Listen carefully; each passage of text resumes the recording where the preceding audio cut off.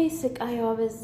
አደይና የአደይ እህት ብርሃኔ ስቃያቸው በዛ። ብርሃኔ ጎዳና ወጣች። አደይ ሊደፍራት ወንዶች እንግዲህ ሁለት ወንዶች ደፋ ቀና እያሉ ነው። እውነት ትደፈር ይሆን? አይ በጣም ያሳዝናል። አይ የኛ ስቃይ፣ አይ የኛ የሴቶች ስቃይ። አንፈልግም ስንል መከራ፣ ስናፈቅር መከራ፣ ስንጠላ መከራ። አጀብ እኮ ነው።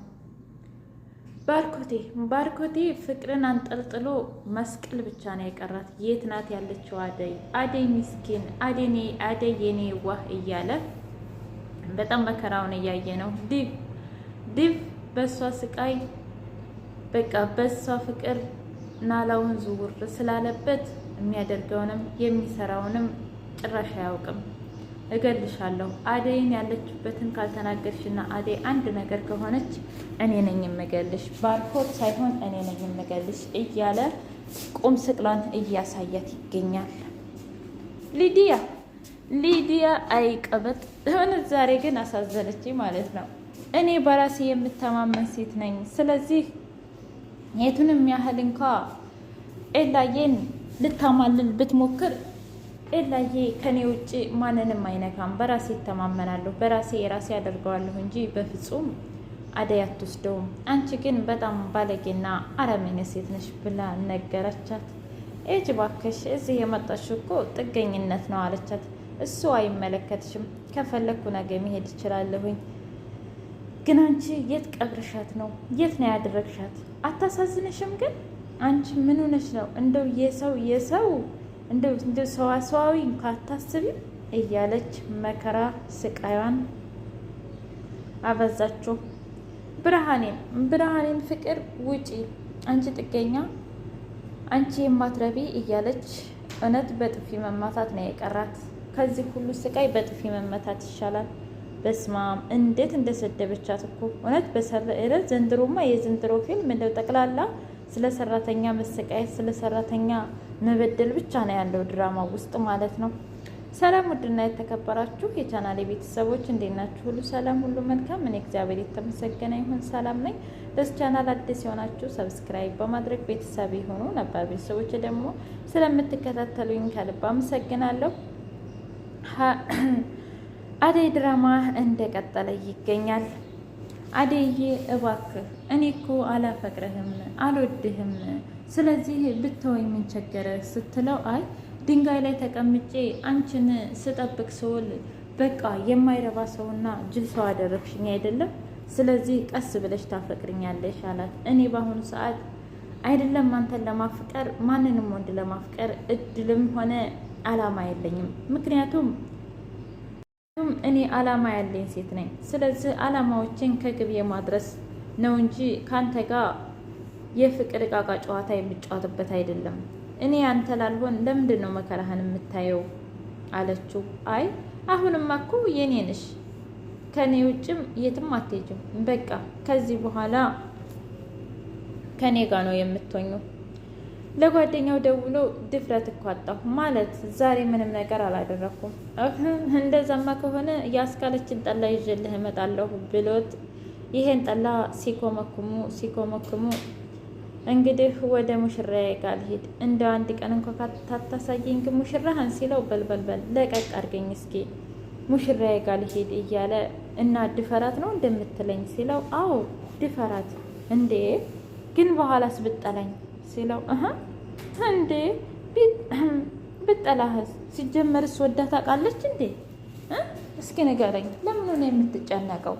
ስለዚህ ድፈራት። አይ ወንድ ልጅ ያለ ፍላጎት ሴት መድፈር ግን እንደው ምን አይነት ፋሽን አደረጉት? ነገርኩህ እኮ። ስለዚህ በቃ ድፈራት ብሎ ላከው ጓደኛው።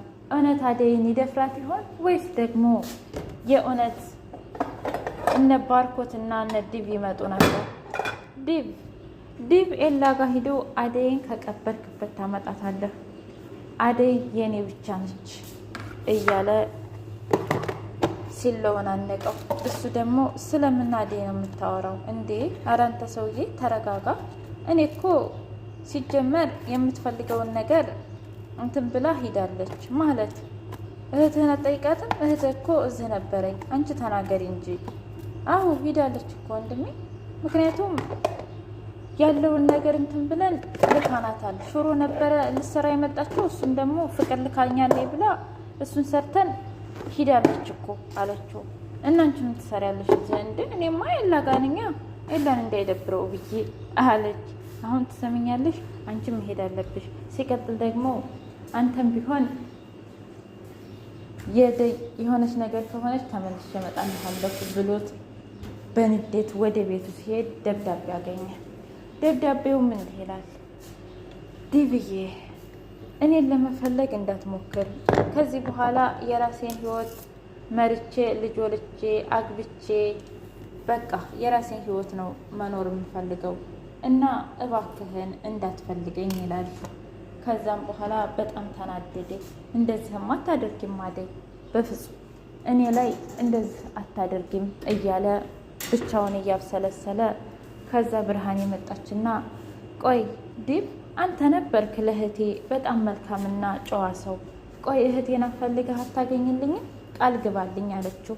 ከዛ የምን ቃል ነው የምገባልሽ? እሷ እኮ እኔም ጨንቆኛል፣ በእርግጥ እኔም ጨንቆኛል፣ ግን ደግሞ ፈልጋ ወዳ ነው የሄደችው ማለት እንዴ አላየሽውም እንዴ? ደብዳቤው ግን እንደዛ ነው የሚለው ማለት አግብቼ ምናምን ምናምን ትላለይ አለ።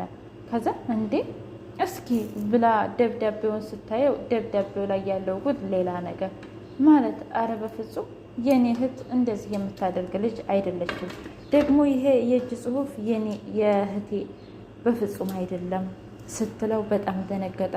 እኔ እሺ የመጨረሻ ነገር የተባባላችሁት ምንድን ነው ሲል አይ እኔ እስከማውቀው ምግብ እየሰራ እህቴ ከዛ ፍቅር መታ ሂጅና ኤላ ጋር ስራ ገዡ ብላት ነበር። ይሄንን ነው የሰማሁት።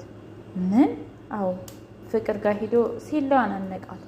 አደይን የት ነው ያደረግሻት? የት ነው የላክሻት ሲል አረ እኔ በፍጹም እኔ እሷን ልጅ ታውቃለህ፣ እኔ ራሱ እኮ ስራ ስር እያልኳት ራሷ ፈልጋና ፈቅዳን ሄደችው። እኔ ምን አውቃለሁኝ አለች። ነግሬሻለሁ ፍቅር። ቆይ አንተ ግን ከዚህ በላይ ምን ታደርገኝ?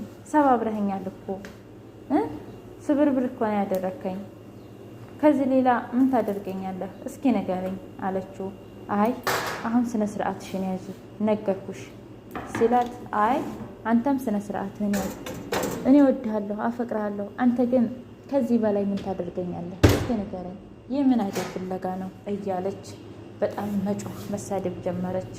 ስነ ስርዓትሽን ያዥ። እኔ አንቺን አይደለም ሊወድሽ አይደለም ላፈቅርሽ በፍጹም ዘወር እንኳን ብዬ ማየት እንኳን አልፈልግም ብሎ በጣም ተናደደባት።